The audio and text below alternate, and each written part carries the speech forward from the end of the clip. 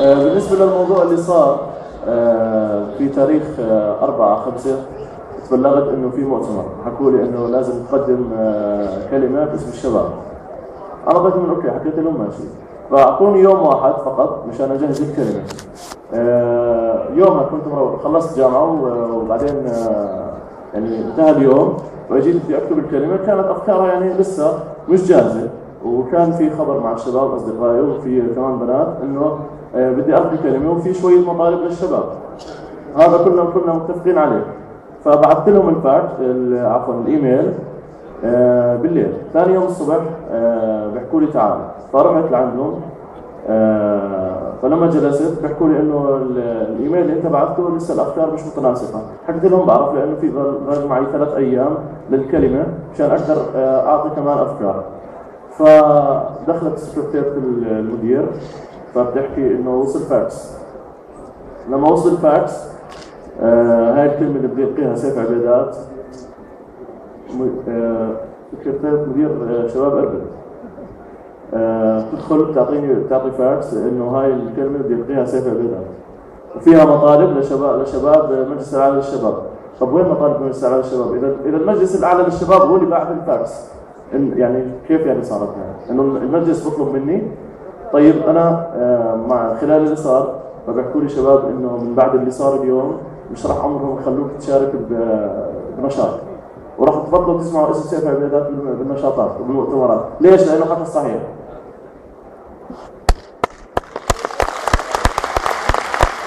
بدي اكمل كمان انه اللي صار كمان لما طلعت انا هون، كل الشباب والبنات بيحكوا لي احنا معك احنا معك، لانه هاي مطالبنا، احنا بدنا مطالبنا. حكيت لهم من عيوني انا راح اكون معكم وانا انتم. كل الشباب حكوا لي انه في اكثر من موقف صار انه نفس الشيء، انه بتقول بدنا شغله فلا بلغيها انه بعمل انت. طب ليش؟ انت مش حاط ثقتك فيي؟ شو بدي بالورقه؟ انا بعمل ارتجالي بحكي. انا في عندي افكار بكون حاطها براسي، عندي معلومات. اذا ما فيش عندي معلومات ليش جاي لهون انا؟ ليش جاي لهون اذا ما في عندي معلومات؟ اذا ما عندي خلفيه عن الموضوع. مش ضروري انه والله امسك ورقه. انا صراحه كنت متضايق شوي لانه بعرفش اقرا عن ورقه، خلص بحب هيك انه احكي بدون ورقه. لانه ليش بتحكي شغلات من عندك؟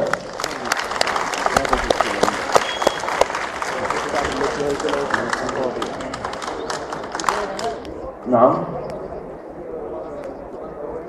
انا الورقه اللي حضرتها ما اخذتها اصلا، كانت لساتها موجوده على الايميل. انا في ورقه معي هون حضرتها لما كنت انا وشباب بالجامعه، فتقريبا يعني حضرنا منها شوي، اللي هي طبعا باسم الشباب الاردني مش كشباب. نحن كشباب اردني واعد يحلم بطموحات شبابيه وواقع متميز تحت ظل الرايه الهاشميه، وذلك باعاز من جلاله الملك عبد الله الثاني الراعي الاول والاخير للشباب. ويجب علينا كشباب أردني ولدينا وعي بالتحديات والصعوبات التي نواجهها في ظل الوضع الراهن بوجود تعددات وتشعبات وتعدد الآراء ووجهات النظر. ويوجد هناك بعض المطالب للشباب بالإصلاح والتغيير وإيجاد الوعي والإدراك لهذه الأمور. ويوجد لدينا لبس في فهم ما معنى الإصلاح والتغيير وما هو العنف المجتمعي. وأنا كشاب أردني أحرص على مصلحة الوطن الأردن، وأحرص على مصلحة الشباب الذين هم أنا منهم. ومن هنا ومن هذا المنبر الحر أقول لكم يا أبناء هذا الوطن، كونوا على خطى ومسير جلالة الملك عبد الله الثاني الذي أوصى بحرية التعبير.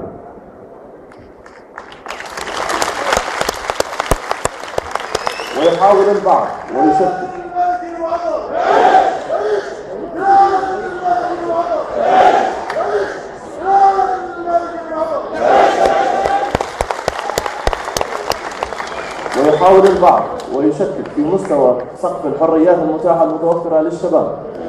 فهذا في بعض الكلمات يعني مش مقبول، يعني مقروء بخط اليد. ويجب أن نعبر عن رأينا. وقد شاهدنا في الأسبوع الماضي عدد من الاعتصامات والمظاهرات التي بعضها كان سلمي وبعضها كان سلبي ومشوه لصورة الشباب الأردني. بالاختصار يعني إنه النقاط اللي انوضعت كانت موضوعة من قبل شباب وشابات أردنيين بيطالبوا بشغلاتهم وبدهم إياها. بطالبوا بشغلات هم بدهم اياها، مش المجلس الاعلى للشباب. بحب انه اشكر انه الثقه اللي اعطيتوني اياها للشباب وكل اللي حضروا وكل اللي بشدوا على ايدنا. بحكي لهم ان شاء الله نكون عند ثقتكم، ان شاء الله المطالب اللي بدكم اياها راح تكون موجوده. احمد باشا مصاروه، شكرا لك عن جد، يعني انه اعطيتني ثقه.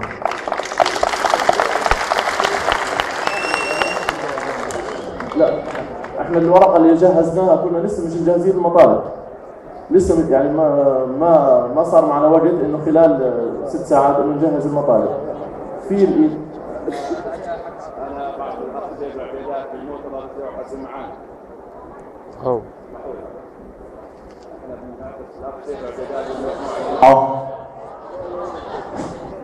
نادى الاخ سيف عبيدات والمجموعه اللي كانت معه الوقت لاعداد ويقولوا ما يريدون، حتى وان كان نقدا صريحا بناء موجها لرئيس المجلس انا اقبل ابدا. اسمحوا لي، لا تتوقعوا انه نتحدث معكم الا بوجه واحد. لذلك ارجو من الاخ سيف عبيدات انه خلال لقائنا الذي سيكون في محافظه معان للكل طبعا من كل المملكه او في محافظه اربد من كل المملكه ان تعدوا ورقتكم ونحن جاهزون للاستماع، لان بدنا نستمع. اذا يجب ان نسمع لكم، يجب ان نسمع لما يواجهكم من تحديات، حتى وان كان هناك نقدا بناء لبرامج المجلس، لنشاطات المجلس، لما يقوم به المجلس. ان كنا نخفق، ان كان هناك بعض القيادات في غير موقعها، ارجو ان نسمع كل شيء، حتى وان كان رئيس المجلس حتى في غير موقعه، ارجو ان تقولوا ذلك بكل صراحه. والتحدي معوني، انا اقول ما اقول لان التحدي امامي، ان لم استطع ساغادر من تلقاء نفسي بدون ضغط، بدون، لانه انا رجل عندي 36 سنه خدمه في القوات المسلحه وبدات مشوار معكم، ولي الفخر ان اعمل مع الشباب. لا تتوقعوا، اسمعوني، لا تتوقعوا ان استعطف احدا للبقاء في هذا الموقع. اسهل علي المغادره من ان اكذب او اقول بوجهين او اخالف نفسي ومبادئي. شكرا لكم.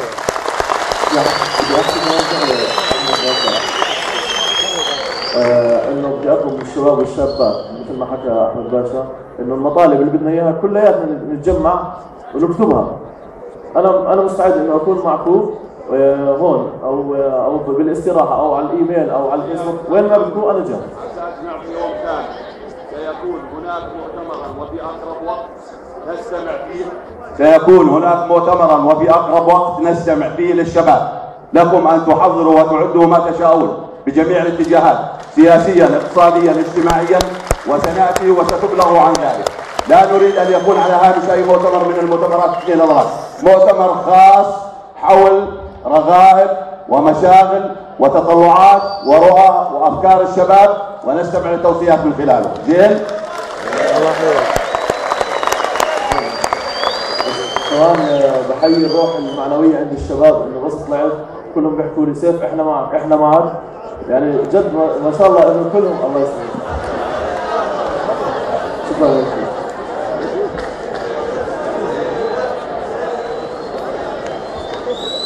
نشكر السيد سيف عبيدات، وهو يعني يتكلم بصوت الشباب، صوتي